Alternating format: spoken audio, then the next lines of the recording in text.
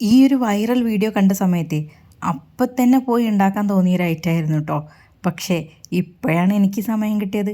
ഇതേ നമ്മുടെ അയലുണ്ടല്ലോ ഇങ്ങനെ പൊളിച്ചിട്ട് വറുത്തെടുക്കുന്നൊരു രീതി, എൻ്റെ പൊന്നോ ഒരു രക്ഷയുമില്ല കേട്ടോ. അത്രയും ടേസ്റ്റ് ആയിരുന്നു. ഇനിയേ ഇതുപോലുള്ള മീനൊക്കെ കിട്ടുന്ന സമയത്ത് ഇങ്ങനെ ഒന്ന് ഫ്രൈ ചെയ്ത് നോക്കിയോളൂ കേട്ടോ. ചോറ് തിന്നാനേ പിന്നെ വേറെ ഒന്നും വേണ്ട. സത്യം പറയുകയാണെങ്കിൽ കറി പോലും വേണ്ട, അത്രയും ടേസ്റ്റ് ആയിരുന്നു ഈ ഒരു മീനിന് കേട്ടോ. അപ്പോൾ നമുക്കേ എങ്ങനെയാണ് ഇത് തയ്യാറാക്കിയെടുക്കുന്നത് നോക്കാമല്ലേ. അപ്പോൾ അതിന് വേണ്ടിയിട്ട് ഞാനിവിടെ ഒരു പാൻ എടുത്തിട്ടുണ്ട്. പ്രത്യേകം പറയുകയാണ്, ഞാനിപ്പോൾ പാൻ ചൂടാക്കിയിട്ടില്ല കേട്ടോ. ഇതിലേക്ക് 1 ടേബിൾ സ്പൂൺ വെളിച്ചെണ്ണ ഒഴിച്ച് കൊടുത്തിട്ടുണ്ട്. 1/4 ടീസ്പൂൺ മഞ്ഞൾപ്പൊടി ചേർത്ത് കൊടുത്തിട്ടുണ്ട്. 3/4 ടീസ്പൂണോളം കുരുമുളക് പൊടിയും 1/2 ടീസ്പൂൺ പെരുംജീരകത്തിൻ്റെ പൊടിയും 1/4 ടീസ്പൂൺ മല്ലിപ്പൊടിയും 1/4 ടേബിൾ സ്പൂണോളം മുളക് പൊടിയും ഉപ്പും ചേർത്തിട്ട് ഇത് നന്നായിട്ടൊന്ന് മിക്സ് ചെയ്തെടുക്കണം. ആദ്യം ഈ എണ്ണയിൽ നല്ലപോലെ ഒന്ന് മിക്സ് ആക്കി എടുത്തതിന് ശേഷം ഇനിയാണ് നമ്മൾ തീ ഓണാക്കുന്നത്. തീ ഓണാക്കിയതിന് ശേഷം ഇതിൻ്റെ ഈ ഒരു പച്ച രുചി ഉണ്ടല്ലോ അതൊന്ന് പോയി കിട്ടണം കേട്ടോ.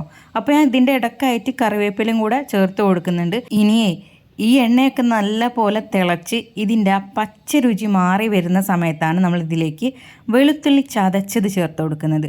ഞാനിവിടെ 1 ടേബിൾ സ്പൂണോളം ചതച്ചത് ചേർത്ത് കൊടുത്തിട്ടുണ്ട്.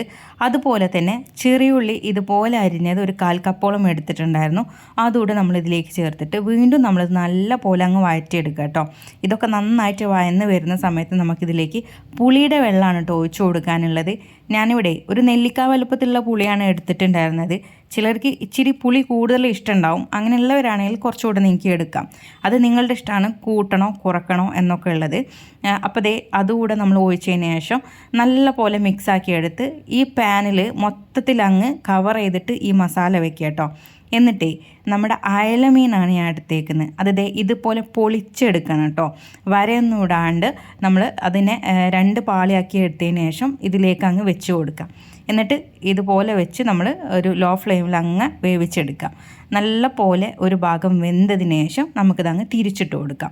അങ്ങനെ എല്ലാം കൂടെ തിരിച്ചിട്ട് കൊടുത്ത് ആ ഭാഗം കൂടെ നല്ല പോലെ നമ്മളിത് ഫ്രൈ ആയി വരുന്ന രീതിയിൽ നമ്മളിത് ഫ്രൈ ചെയ്തെടുക്കണം. ഇതിൻ്റെ ഇടയ്ക്ക് ഞാൻ കറിവേപ്പില ഇട്ട് കൊടുത്തതിന് ശേഷം ഒന്നുകൂടെ ഞാനിതൊന്ന് തിരിച്ചിട്ട് കൊടുക്കുന്നുണ്ട് കേട്ടോ. ആ കറിവേപ്പിലയുടെ ആ പച്ച രുചി കൂടെ അതിലേക്ക് വരാൻ വേണ്ടിയിട്ട് ഒന്ന് തിരിച്ചിട്ട് കൊടുക്കുകയാണെ. നിർബന്ധമുള്ള കാര്യമൊന്നുമില്ല, 2 ഭാഗം നല്ല പോലെ ആയാൽ നമുക്കിത് എടുക്കാവുന്നതേ ഉള്ളൂ. അപ്പോഴേ ഫൈനലായിട്ട് ഞാൻ കുറച്ചുകൂടെ കറിവേപ്പില അങ്ങ് ഇട്ട് കൊടുക്കുന്നുണ്ട്.